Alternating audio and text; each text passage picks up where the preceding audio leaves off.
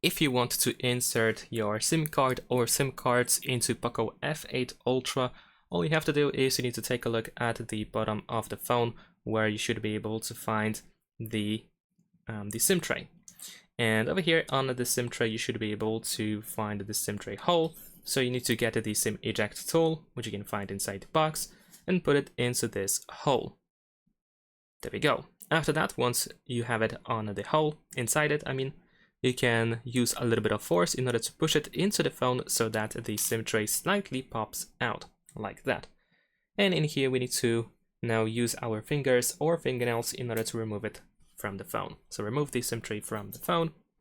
And now we just have to insert our SIM cards. Over here, as you can see, we have SIM number 1.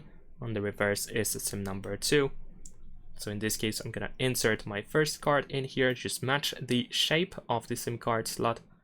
And then on the reverse side, if you have the second SIM card, you can do exactly the same thing. There we go. And now we're just gonna put it back into the phone. So get the SIM tray, put it back in, and slide it in. Just make sure that it is fully in and it doesn't stick out. And that's it. Thanks for watching. Leave a like and subscribe.